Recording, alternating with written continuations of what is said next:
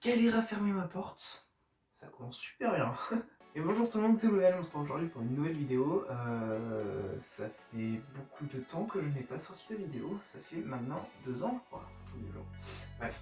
Et aujourd'hui dans cette vidéo, on va pas parler de que je reviens sur la chaîne ou quoi, on s'en fout complet.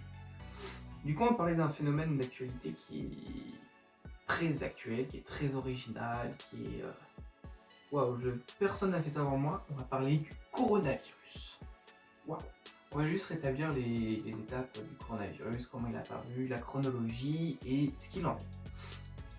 Je suis pas non plus un expert, donc je vous garantis pas que ce soit un documentaire hyper intéressant, mais ça peut être sympa. Donc premièrement, on a le 8 décembre 2019 une pneumonie d'origine inconnue qui est diagnostiquée sur un patient à Wuhan dans un hôtel. Ensuite, cette cause elle est enfin découverte le 7 janvier 2020 du coup, où cette pneumonie inconnue sera le nouveau coronavirus. On y vient après pourquoi nouveau coronavirus.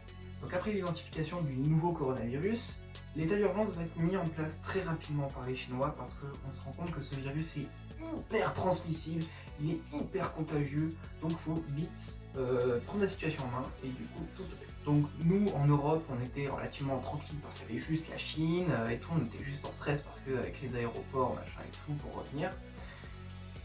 Et on n'a pas pris les bonnes mesures à temps, mais ça c'est l'État qui gère. Donc on a le 20 février 2020 à Codogno le premier cas italien qui vient d'Europe. C'est pas on avait un mort français qui était déjà en Chine. Donc ça entre guillemets j'ai envie de dire c'est pas hyper grave parce qu'il est sur le territoire chinois, il n'était pas sur le territoire français. Et là c'est la première mort à déplorer sur un territoire européen et qui plus est italien qui est très proche de la France. Donc vu que l'Italie est très proche de la France, ça se répand assez rapidement et qui plus avec les vols, les Français qui sont rapatriés ou quoi, on a la barre des 100 morts français qui est dépassée le 2 mars. Ce qui est un mois maintenant au jour où je fais la vidéo. Donc, maintenant qu'on a mis en situation, le coronavirus, qu'est-ce que c'est? Le coronavirus, c'est comme les voitures. C'est un terme général. C'est pas le coronavirus, c'est pas le Covid-19. Parce que oui, le coronavirus qu'on affronte actuellement, c'est le Covid-19 ou le nCoV 2019. Mais c'est un peu compliqué. Du coup, on va rester sur Covid-19. Le coronavirus, il a été détecté, c'est une maladie en général respiratoire. Donc, il a premièrement été découvert en 2003 avec le SRAS, qui était principalement en Asie, et qui est resté en Asie et qui n'a pas bougé d'Asie. Ensuite, on a eu le MERS, c'est aussi un syndrome respiratoire qui a été lui en Arabie Saoudite en 2012. Voilà, donc pour ces deux coronavirus, les localisations étaient très précises, ça restait l'Arabie Saoudite et la Chine. Ça ne s'est pas propagé non plus ailleurs parce que les mesures ont été prises aussi très rapidement. Mais il n'y a pas que ça non plus, c'est aussi le développement du virus et c'est là qu'est tout le problème du Covid-19. Donc pourquoi ce fameux coronavirus est-il si dangereux? Tout d'abord parce que, contrairement à ses prédécesseurs, le coronavirus est transmissible dès l'apparition des premiers symptômes. Donc le coronavirus, il est super dangereux parce qu'il est hyper contagieux en fait. Et les syndromes apparaissent de suite. Donc c'est-à-dire que si vous chopez le coronavirus par une personne qui vous touche, ne serait-ce que vous touche, ou si vous avalez un postillon, un truc du genre, enfin je sais pas. Bref, si vous êtes contaminé par le coronavirus, vous allez pouvoir le transmettre directement, vous êtes super contagieux d'entrée. Alors que par exemple avec le SRAS, on avait dès l'apparition des premiers symptômes ou la contamination, on avait un délai de 2-3 jours avant de pouvoir contaminer d'autres personnes. De plus, on parle des syndromes, mais les syndromes sont hyper difficiles à discerner, surtout en période hivernale. La toux, se moucher, éternuer. Hachou, hachou, hachou, hachou, hachou, hachou. Un peu une maladie bénigne dans l'ensemble, parce qu'on voit en général le coronavirus, dans 80% des cas, ce sont des maladies bénignes qui guérissent toutes seules. Mais dans les cas les plus sévères, c'est vrai que c'est un peu compliqué, mais c'est que les premiers syndromes sont très durs à discerner, qu'on peut croire ça comme une petite bronchite ou quoi, mais c'est pas une petite bronchite. Ensuite aussi, pourquoi il est super dangereux, c'est que vu qu'on a parlé que la contamination était hyper présente, c'est comme si vous avez de la peinture en fait. C'est vous touchez les poignées de porte, les clés ou quoi, vous en foutez partout. Donc en gros, c'est-à-dire que si vous ouvrez votre porte vous lavez les mains, bah, si vous fermez la porte, vous retouchez le corona. Si vous l'avez. Bon, faut pas devenir parano non plus. Mais c'est vrai qu'on peut pas non plus être safe à 100%, mais bon. Faut faire mieux quoi. Et aussi, il est mortel parce que dans les cas sévères en hospitalisation, il n'y a aucun remède en fait. C'est juste des tranquillisants, des antiviraux qui vont calmer ou stopper la propagation du virus, le développement du virus dans votre corps. Sauf que c'est pas vraiment un traitement, donc après c'est à votre corps de guérir. Et on voit aussi des témoignages d'un patient qui est à Bordeaux, qui est sorti de l'hôpital, mais qui il a guéri tout seul en fait. On reviendra au développement de médicaments, de traitements, de vaccins ou quoi, à la fin. Donc du coup, pour éviter la propagation du virus ou avoir les symptômes graves, on va dire, après pour ralentir l'épidémie, c'est pour ça qu'il faut rester chez vous. Vraiment, on vous le dira jamais assez, restez chez vous. Pourquoi rester chez nous? Pourquoi la courbe elle monte toujours? Si vous restez chez vous, les cas, s'il y a des cas dans votre famille, dans votre foyer, vous risquez d'être contaminé, mais il n'y aurait que vous. Il n'y aurait pas d'autres personnes dehors que vous irez aller voir. Et même en voiture ou quoi, vous vous déplacez, et, enfin bref, faut rester chez vous, point barre. Il n'y a pas à discuter, c'est chiant pour tout le monde. Je suis le premier à le dire, c'est pénible de rester enfermé ou quoi, et encore, c'est vrai qu'ils ont la chance, ils ont un peu d'extérieur ou quoi, mais faut se limiter aux 1 heure autorisée par jour et jouer le jeu, parce que plus on reste chez nous confinés, plus le confinement sera efficace. En quoi c'est efficace? En fait, le truc c'est que s'il y a beaucoup de monde, les hôpitaux sont surchargés, comme on le voit, qu'ils en parlent H24 aux infos, parce que c'est normal, ça fait une monnaie d'actualité et que c'est quand même assez grave, quoi. Le personnel soignant, les ambulanciers, les médecins, enfin bref, tout le monde, tout le personnel soignant est hyper mobilisé, et du coup les cliniques et les hôpitaux aussi sont surchargés. On voit, il y a même des transferts de patients, carrément, on n'a jamais vu ça. C'est hyper important du coup de désengorger ces centres hospitaliers, de vraiment aller voir si vous avez vraiment du mal à respirer, que vous êtes sur assistance respiratoire. Je sais que c'est facile à dire, pas facile à faire, mais vraiment, contactez le SAMU, non, votre médecin traitant si vous avez des syndromes qui sont suspects, et le SAMU vraiment si c'est grave et que votre médecin vous dit d'appeler le SAMU. Ça désengorgera les services téléphoniques et aussi les stress, les personnes qui pourraient passer après alors qu'elles ont des syndromes encore plus graves. Je dis pas que ce serait pas grave de l'autre, mais enfin, voilà, respectez. Ensuite, il faut éviter tout contact avec les animaux sauvages, donc les chats domestiques, ça va encore, ou les chiens ou quoi.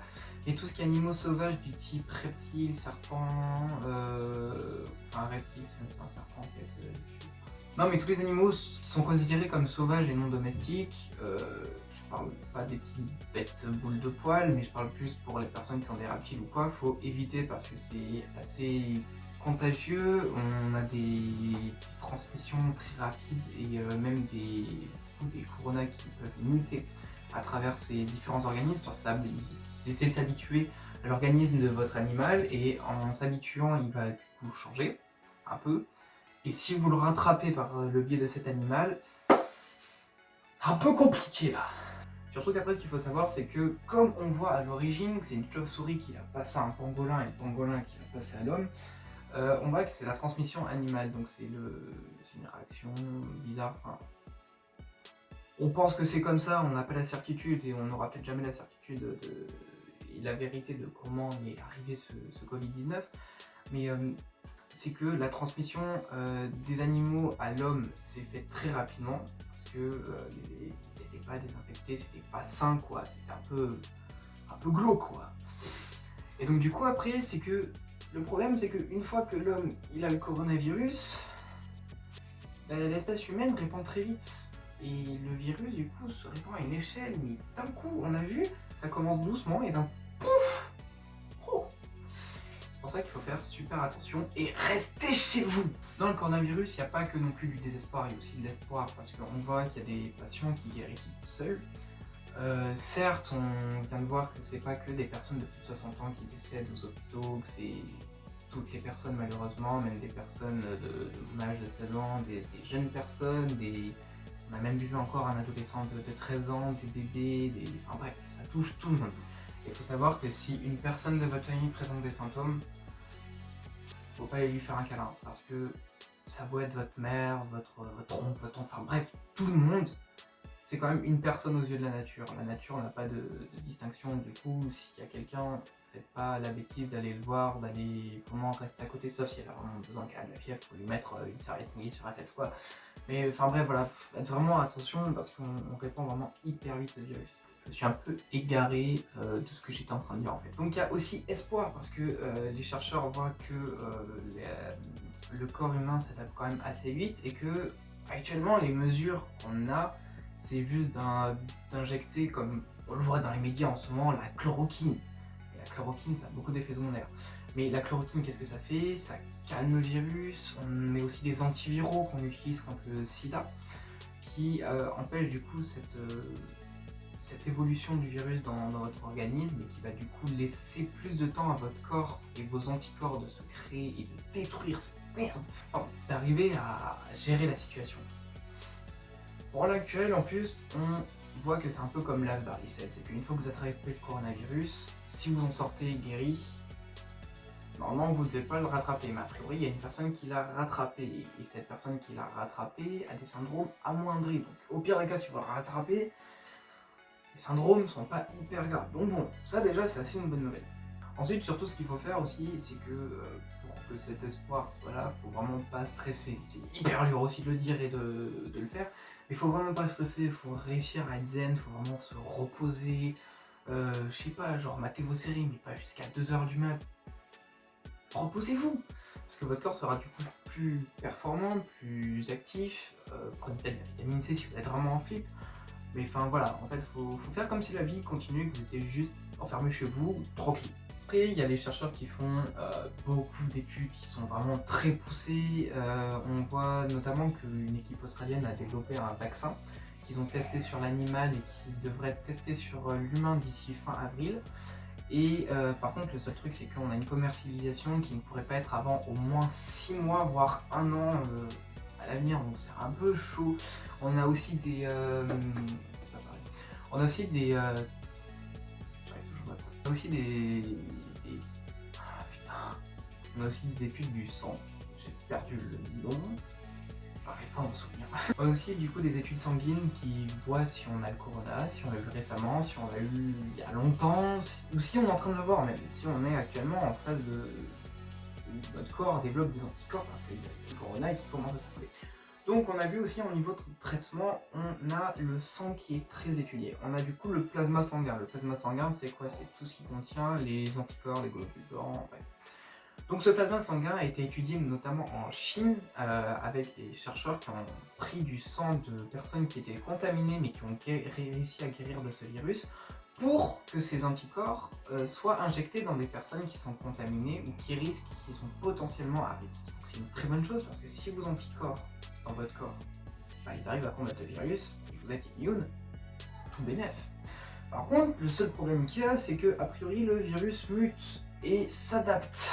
C'est une belle merde. Donc le seul problème c'est ça, c'est que du coup s'il y a des anticorps qui ont été développés il y a 2 mois par des personnes chinoises et que nous on vient d'avoir une sorte de Covid-19 un peu modifié, bah, les anticorps vont peut-être pas être hyper efficaces ou efficaces comme ils devraient. On a les protéines sanguines qui sont aussi étudiées parce que les protéines sanguines vont peut-être reconnaître même ce virus, donc c'est-à-dire que si vous avez ces protéines sanguines et que le virus est en vous, le corps va savoir réagir d'entrée comme ça. Et il va pouvoir pas non plus trop stresser. C'est pour ça qu'il ne faut pas stresser, il faut bien se reposer parce que si vous êtes stressé et fatigué, il y a moins de maladies, le corps il va s'affoler d'un coup et que bah, si vous avez vraiment un petit rhume, je sais pas, bah, le corps va être, les anticorps vont être mobilisés sur cette maladie et s'il y a le corona qui arrive en même temps, bah là c'est un peu cuit. Donc pour finir, on voit aussi que ce corona, ce Covid-19 est vraiment nimp. Parce qu'il n'y a jamais eu autant de nécessité pour développer des vaccins, des mesures pour au moins calmer ce virus. Et que même Ebola en 2013 n'avait pas nécessité autant d'aide humaine. Vu que tout le monde est confiné chez soi, qu'il y a des personnes qui sont dans le besoin, c'est là qu'on voit la solidarité. On voit aussi des personnes qui aident les personnels soignants du coup pour qu'ils soient plus proches de leur lieu de travail. D'ailleurs, on ne les remerciera jamais assez Mais aussi le truc c'est qu'il ne faut pas les remercier que maintenant, il faut aussi qu'on les accepte dans la vie de tous les jours. Parce que là c'est là qu'on se rend compte que les aides-soignantes, les infirmiers, tout le monde en fait est super important dans notre vie de tous les jours et que c'est eux les héros de nos jours, mais c'est aussi les héros de tous les jours. Donc il faut vraiment les respecter et que quand on voit qu'il y en a qui pètent les voitures des aides-soignants et tout pour juste prendre des masques, juste chez toi et fais pas suer pour un masque. Bref, ces personnes qui sont dans le besoin comme les pharmaciens ou quoi, de masques, qui sont vraiment au contact des personnes, qui font tout pour être là, pour nous soigner, nous aider à aller mieux, vraiment merci. Mais merci aussi pour tous les jours, pour tout ce que vous faites tout le temps, c'est pas que sur que maintenant. Voilà, j'insiste vraiment sur ce message parce que quand on voit les conditions des hôpitaux qui faisaient grève d'ailleurs il n'y a pas très longtemps pour les conditions de travail qui sont assez déplorables dans certains cas, vraiment il y a peut-être à se remettre en question là sur le système de santé. Bon, après on voit aussi que les masques on devait être livrés, hier, mais que les États-Unis, ils sont arrivés, ils ont pris du cash 4 fois plus. Ah, Trump, il a le sens des affaires. Hein. Bref, voilà, c'est tout pour cette vidéo. J'espère qu'elle vous aura plu, qu'elle vous aura apporté des informations, qu'elle n'aura pas été non plus trop pénible ou trop incompréhensible. Normalement, la chaîne devrait continuer un petit peu, au moins pendant cette période de confinement. Donc, si vous avez des envies de vidéos ou quoi, dites-les dans les commentaires et restez chez vous.